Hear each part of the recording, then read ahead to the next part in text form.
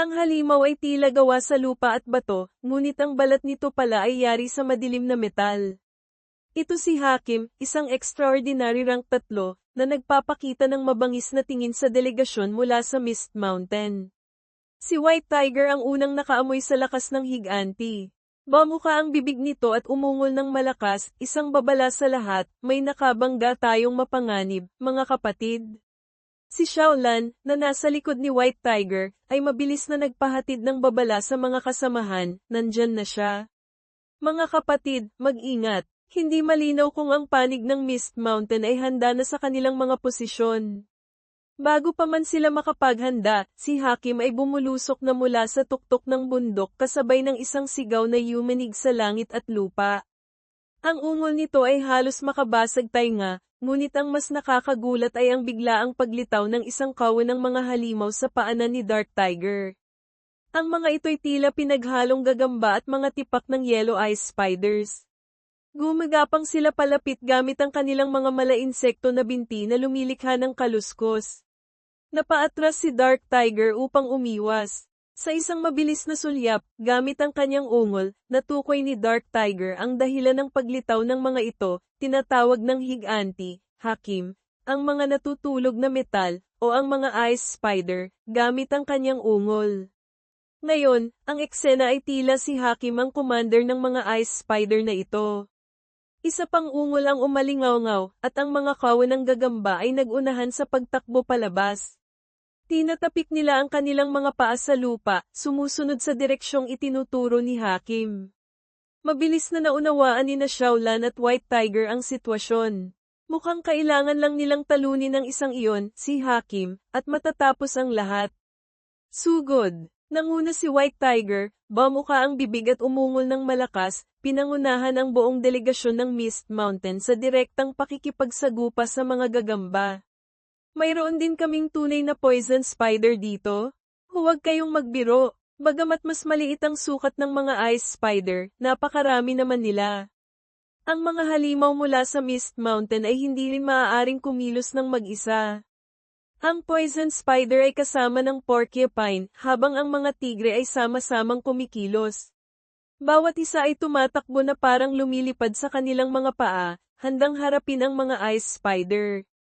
Ang mga halimaw na may mas mababang ranggo ay kailangang gumamit ng pisikal na atake para labanan ang isa o dalawang kalaban ng sabay-sabay. Samantala, mabilis na tinipon ni Dark Tiger ang kanyang spirit power upang bumuo ng isang roaring bullet. Isang bowl ang kulay ube ang nagliwanag ng husto sa harap niya. Ito ay may napakalakas na impact at ipinagmamalaki niyang skill. Pagbagsak pa lang nito sa lupa, winasak nito ang isang kawan ng mga sawimpalad na gagamba. Sila'y unti-unting naglaho sa laot ng spirit power na kapapawisak lamang, sa isang iglap ay nagkawatak-watak. Si White Tiger ay dumaan sa ibang landas kumpara sa kanyang mga kapatid. Gamit ang kanyang mga pakpak, mabilis niyang inilipad ang kanyang malaking katawan kasama si Xiaolan paitaas. Habang ang kanyang mga kasama ay nakikipaglaban sa mga gagamba para gumawa ng daan, si White Tiger, bilang commander, ay direktang tinarget si Hakim. Sa halip na gumamit ng mga long-range na atake, pinalakas ni White Tiger ang sarili gamit ang isang malamig na asul na spirit power. Lumipad siya at direktang sinuwag ang dibdib ng higanti. Isang malakas na blood ang narinig sa pagbangga, na itulak ang matipunong katawan ni Hakim paatras. Ang asul na liwanag mula kay White Tiger ay tumagos pa sa likuran ni Hakim. Ang lugar sa paligid nito ay nayanig sa loob ng 10 metro. Hindi inaasahan ni Hakim na sa unang salakay pa lang ay tatanggap na siya ng ganito kalakas na atake. Nanliit ang isang mata niya habang tinitingnan ng umatake sa kanya ng may hindi makapaniwalang ekspresyon, mas tamang sabihin, puno ng pagkabigla. Pagkatapos ay nawalan siya ng balanse at bumagsak patalikod. Dahil ang disenyo ng katawan ni Hakim ay parang tao na gumagamit ng 2 paa bilang suporta, madali siyang matumba kapag nawalan ng balanse. Nagdulot ito ng pagyanig at pagkasira ng lupa sa paligid. Gayunpaman, kitang-kita na hindi naging madali ang atakeng iyon para kay White Tiger. May 2 o 3 bukol na nagpatong-patong sa kanyang ulo. Mukhang pinalakas niya ang lahat maliban sa ulo niyang direktang tumama. Napaiyak sa sakit ang halimaw. Nang tanungin siya ni Xiaolan kung ayos lang siya, hindi niya maayos ang mga salita at nasabi lang ang pamilyar na linya, mamamatay ang lahat. Bigla, isang nakakasilaw na gintong liwanag ang dumaan mula sa itaas patungo sa kinaroroonan ni White Tiger sa himpapawid. Isa pang higanti ang gumamit ng kanyang malagintong braso para hampasin si White Tiger, na tila gustong ipamulat ang hanggal na tigre. Para siyang baseball na tinamaan at tumilapon pabagsak sa lupa. Ngunit dahil sa proteksyon ng liwanag mula kay Xiaolan, nanatili siyang maayos. Umungol si White Tiger habang lumalabas mula sa makulay na harang ni Xiaolan, malakas pa rin at handang ipakita ang pangil para takutin ang kalaban. Sa kanyang likuran, sumigaw ang maliit na babae, ang depensa, iwan mo sa akin. Gamitin mo ang buong lakas mo sa pag-atake. Kung depensa ang pag-uusapan, iyon ang pinakahinahangaang bagay ni White Tiger, magaling lang talaga siya sa pag-atake. Ngunit mula nang makasama niya si Xiaolan, bumaba ng husto ang bilang ng kanyang mga pinsala. Tunay ngang isang kahangahangang pares. Habang naghahanda silang gumanti, napansin ang panig ng Mist Mountain na may kakaiba. Maging ang Poison Spider at Porcupine, nakatatapos lang puksain ng isang grupo ng Ice Spider, ay napatingala sa bagong kaganapan. Sila'y parehong mausisa at maingat. Sa panig ng mga tigre, kasama sina Nameless, the 5th Tiger King, at Blood Tiger, the 2nd Tiger King kahit na sila'y pawang extraordinary rank 3 na ay nagulat din at napatingala sa bagong dating. Hindi may tago ni Nameless ang pagkamangha sa kanyang mga mata dahil sa harap nila ngayon ay dalawang higanti na, hindi lang isa tulad ng kanina. Ang pangalawa ay nagngangalang Bronze, isa ring extraordinary rank 3, ngunit mas malaki at mukhang mas mapanganib kaysa kay Hakim.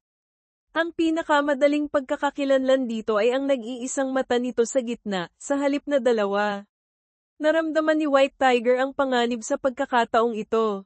Umungol siya para suriin ang sitwasyon sa halip na sumugod agad tulad kanina. Dahil tulad ni Xiaolan sa kanyang likuran, ang paglitaw ng dalawang higanti ay magpapabago sa takbo ng labanan. Mula sa ibaba, mukha silang dalawang dinosaur na may malalaking tinik sa kanilang mga bako-bakong katawan. Sa isang maliit na sulok ng Metal World, ilang maitim na paa ng gagamba, human-faced spiders, na nagbabalak sumali para makinabang ay napahinto rin dahil sa dalawang higanti. Dalawang gagambang may mukha ng tao, kahit na nakatira sa lugar na ito, ay hindi pa nakakita ng ganitong pangyayari. At ngayon, dalawang pinuno pa ng mundong ito ang lumitaw. Ang kasama ng isang gagamba ay hindi nabahala, sa halip, natawa ito ng may kasiyahan. Ang mga halimaw ng Mist Mountain, nagawa pa nilang palabasan ng final boss. Bilang mga oportunista, matutuwa silang maging mangingisda na nakikinabang. Si Dark Tiger, na mainitan ang ulo, ay tumalo ng 3 beses at nagbuga ng isang haligi ng itim ube na spirit power. Direktang tumama sa mukha ng bagong dating na si Bronze. Tumama ng eksakto ang kanyang atake sa dibdib ng halimaw, napayuko ito at napaatras.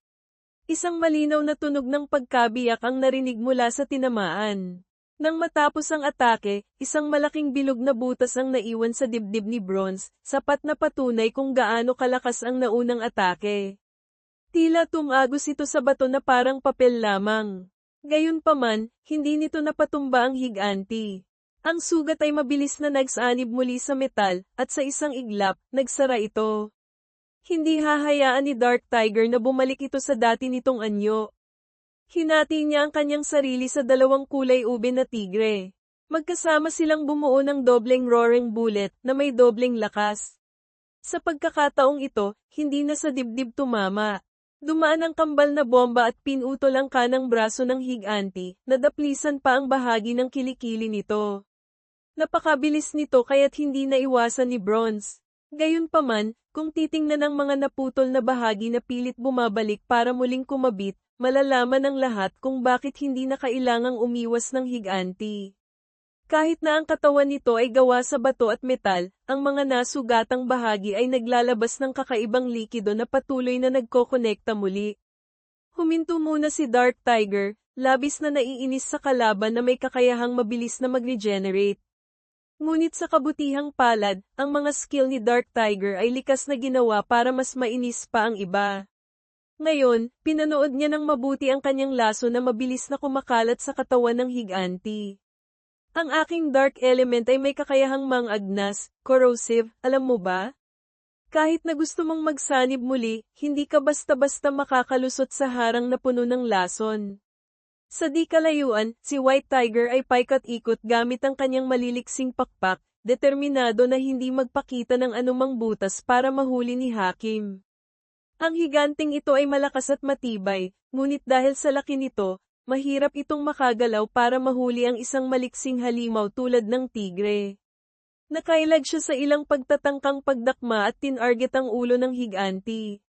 Isang malakas na klang ang umalingaw sa mismong gitna ng mukha ni Hakim. Ngunit hindi nagagamit ng pisikal na atake si White Tiger tulad kanina. Pagkatapos ng pagbangga, ang ikatlong mata sa noo ni White Tiger na kaloob ng Divine Tree kamakailan lang ay nagliwanag. Natutunan na ng ating tigre kung paano gamitin ito ng mahusay.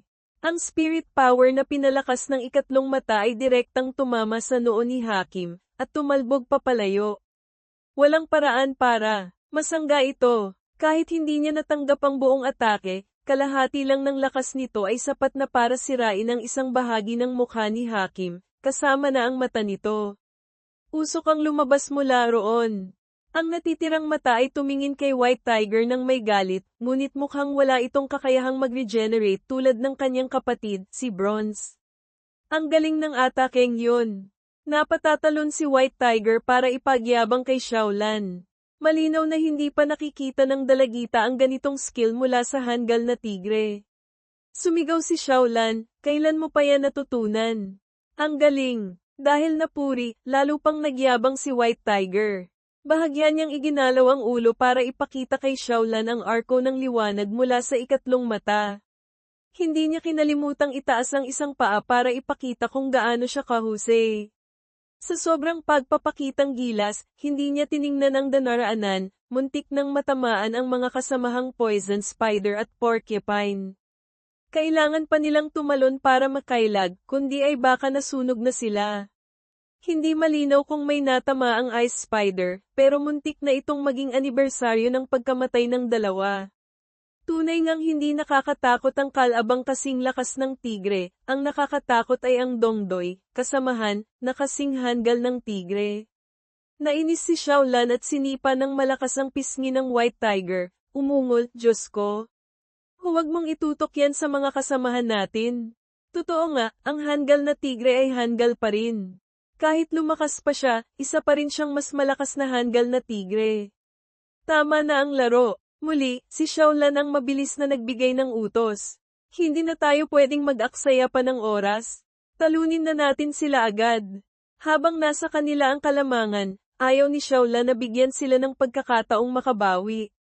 Ang mga mata ng dalagita ay lumaki, naglabas ng kakaibang liwanag ng kanyang skill na Secret Treasure Pupils. Ginamit niya ang lihim na kayamanan sa kanyang mga mata para makita ang kahinaan ng kalaban, tulad ng ginawa niya noon para maramdaman ang mga spirit flower. Ayon, ang kumikinang na gintong liwanag na hugis globo ang nagsabi kay Xiaolan na iyon ang kailangan niyang hanapin. Sumigaw siya ng malakas, nasa kaliwang bahagi ang sentro nila. Doon niyo atakihin.